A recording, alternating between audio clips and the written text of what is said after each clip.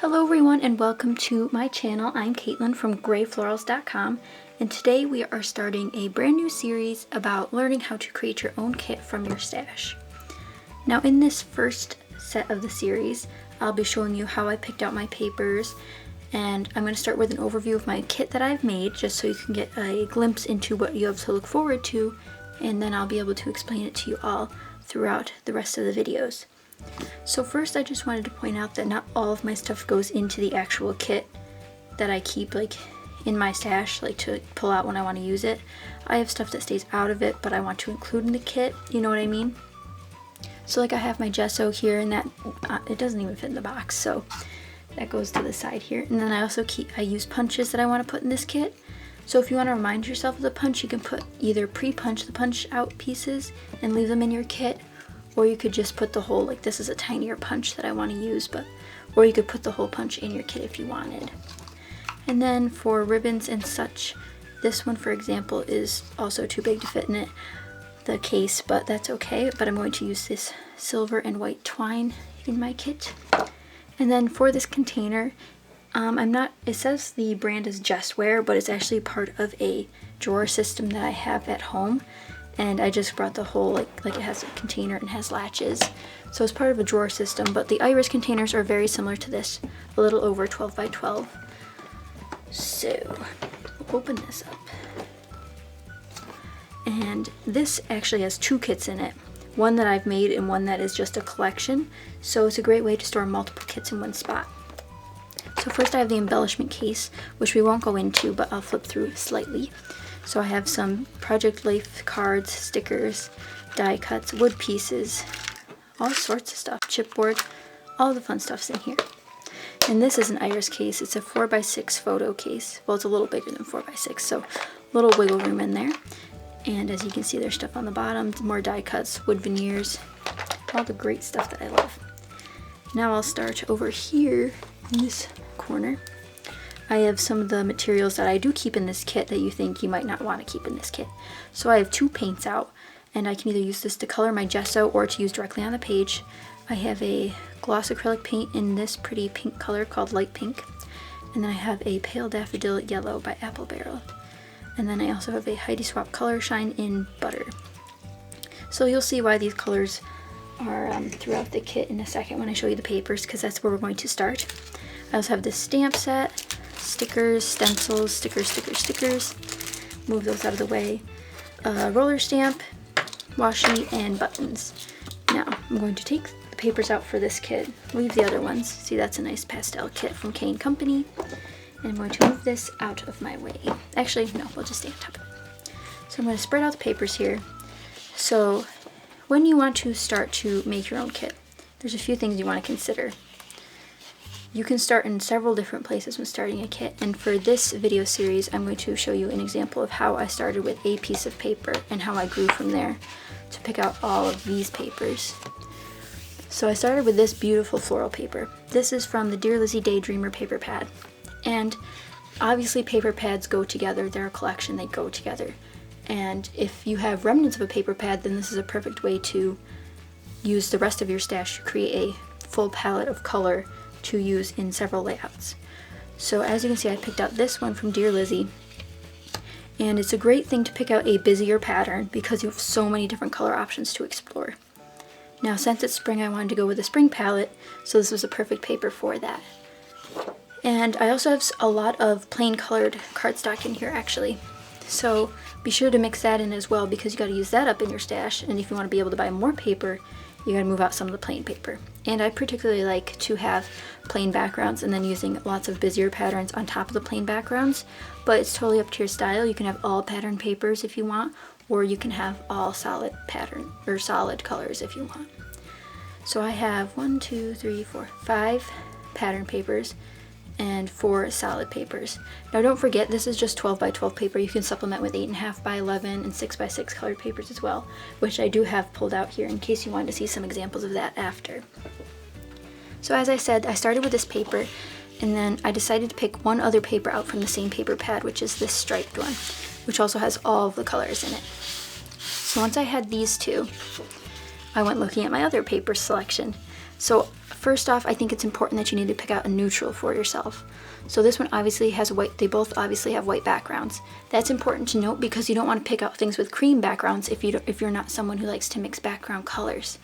And you can also see that it has gray in it. So instead of a harsh black colored pattern paper, I chose a lot of gray tones. So after I decided white and gray would be my neutral tones for this, I decided to pick out these two papers. Now these two papers are actually from a Christmas collection, which is red and gray, which I particularly like. So these two are by Oriental Trading. I'm not sure about the exact name of the collection, so I'll have that linked over on my blog. So if you're watching that there, it's down below. But if you're on YouTube, you can just go and click the link down below. Oh, I have another one from Oriental Trading as well. So these are obviously thinner papers, so these are great for layering on your photos to make them stand out. If you're using black and white photos, this will work. If you're using very colorful photos, this will work. So they're just a great addition. And I know a lot of people don't have gray in their stashes, but it's actually one of my favorite colors, so I actually have a lot of it. So that's a nice way to add some neutrals in. But feel free to use black and white patterns or brown tones if you have brown tones in your original picks. So it's nice to start out with two different pattern papers to start with, even if they're from different collections, but if they have one color in common, you'll have a great start. So after that, I wanted to pick out one more lighter pattern. So this one, this text pattern, as you can see, it has cream in it. If it picks it up on the camera, it does have some distressing, but it really doesn't. It really kind of picks up on the pinks in these flowers on the original paper. So you want to look for little hints like that. So this text paper, which is actually a bunch of names, I've realized, it's pretty cool, is from Basic Gray, and it is from their Fact and Fiction line. I'm not sure how old that is, so maybe it's one you have in your stash too. And then I've picked out a variety of cardstocks to go with it here. This blue and this green are from the Doris cardstock value packs that you can get at Michael's sometimes, and the yellow and the pink are from an Oriental Trading order that had a bunch of solid cardstocks in them. So this is the array of pattern papers that I've picked for my kit. Now, as you can see, if you have them all separated, it doesn't really look like, it looks like this is spring and this is drab, you know. But once you have them mixed in together, here, we'll do that real quick. You really start to see like the kit come together, and you can see it picturing in your mind, and you have new ideas pop into your head when this happens. So once you think you're ready, like once you think you have your main pattern papers picked, you can add your cardstock in. So if you guys have any questions about personal ones that you've picked to know if you want a second opinion on if they go together or not, I'd be happy to help you. You can tweet it to me, you can comment on Instagram, tag me in your posts. I'd be happy to help. On Instagram, I'm at Gray Florals, and I have a Facebook page also under Gray Florals. So once I had all of these beautiful papers picked out, I wanted to add a few more smaller papers in.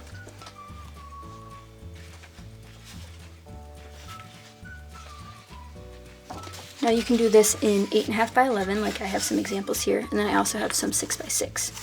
So I realized I didn't pick up on a lot of the reds in these papers. There's just like little hints of it in the floral, but in the stripes, there's some very bold red pieces, and these go great with that. These are by Echo Park. I'm not sure which collection. Again, I'll have everything linked down below in my blog post if you want to check that out. I also picked up another pink piece of cardstock paper and 2 gray pieces. These are by Colorbach, I believe.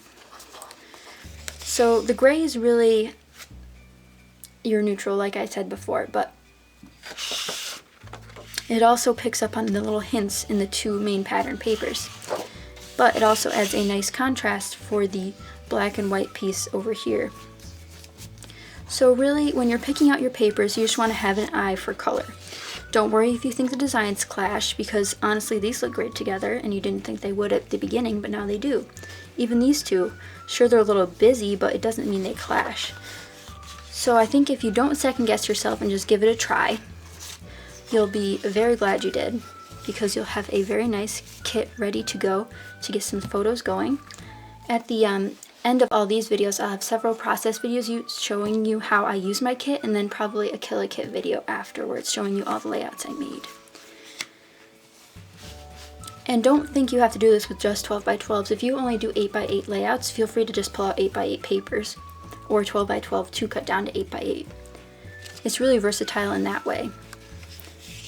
And if you feel like you can't start out with a busy piece of paper, start out with a colored cardstock. Like start with this pink. And with this pink, you can pick a neutral. So if you paired it with gray, you can pull out a few gray patterned pieces to go with it. And that's a great starting point. And then if you find this pink in a striped pattern paper, it comes together if you try it hard enough. So if you guys have any questions about this, I'll have a very detailed blog post linked down below explaining this all again, but without my rambling and ums in between. And I hope you guys enjoyed, and I'll see you in the next video, which will be about some of the things in this lovely container. So I hope you guys enjoyed, and I'll see you right back here for the next video. Thank you so much for watching, and please subscribe.